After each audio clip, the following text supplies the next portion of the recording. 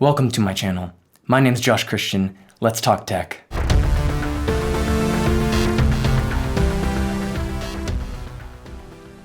The first question we have to ask before we go any further into details as to whether Bitcoin is or isn't a bubble is incredibly simple. What's a bubble? Traditionally speaking, a bubble is when the price or economic value of a tangible object is inflated beyond what the intrinsic value suggests in regard to supply and demand. But Bitcoin isn't intrinsic or tangible in any way, so how do we apply that same logic to something that very literally does not exist? We don't know what the value of Bitcoin is worth because it has no constant properties. Bitcoin isn't an object. Technically, it's not even computer code. It's an idea, a ledger with references on it, pointing to how much your digital wallet has, or let's be honest, in most cases, doesn't have. Oops. Bitcoin as an idea could be worth $1 million a coin, or perhaps $1 a coin. We don't have anything intrinsic comparatively to assess it against. And since nothing remotely like it has ever even existed in the past, we can't use history to dictate or predict its genuine value. In a sense, the true value of Bitcoin is really just the trust of the community behind it. The question we really should be asking is how much is trust worth? When you think about it, no monetary system is truly backed by anything tangible anymore. Money is really only worth the paper it's printed on. But that doesn't stop people from trusting the system, and in turn, using it for economic and fiscal trading. You often hear a comparison made between Bitcoin and other famous economic bubbles, such as Tulip mania.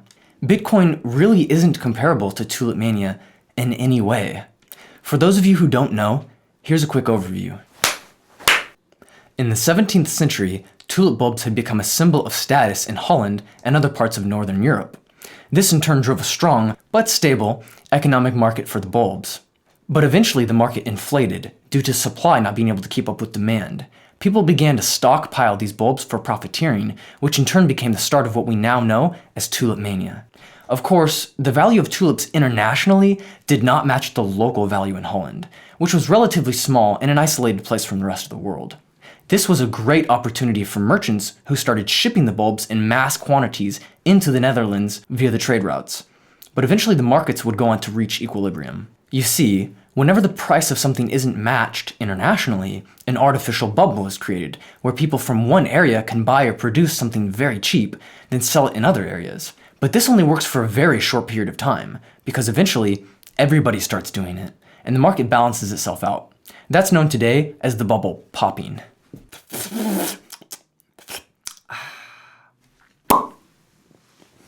To make matters worse, the people of Holland began writing futures contracts that were unregulated for betting for and against the market value.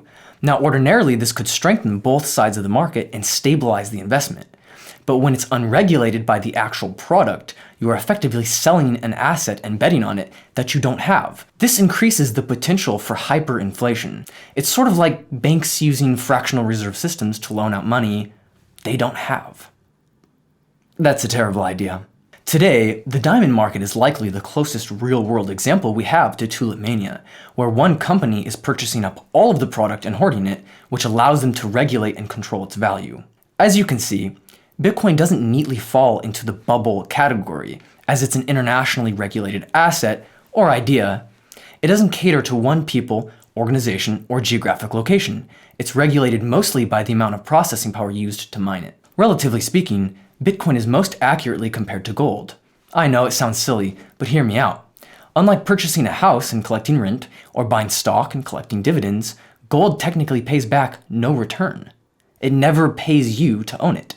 Both gold and Bitcoin are mined, and their price is structured to reflect the difficulty to mine, as well as the ratio of market buyers to sellers. In this way, they're both very similar. Gold technically has no value other than it being rare and people trusting in its value. People have trusted it for thousands of years. But it itself isn't actually that useful, other than jewelry and pretty things. It actually has less practical use than most natural resources. Gold is valued because it's difficult to obtain, and it retains that continuity throughout. Sort of like Bitcoin. Although this chart isn't entirely accurate, it is sort of an interesting hyperbole to what's going on with Bitcoin right now. The vast majority of critics and naysayers are generally those who feel kind of late to the boat, and they have an internalized need to bring Bitcoin down to their level. But as you can see, it doesn't last very long. The rise of the cryptocurrency is one of the most unique things we have ever seen economically, and nobody can predict where it will go.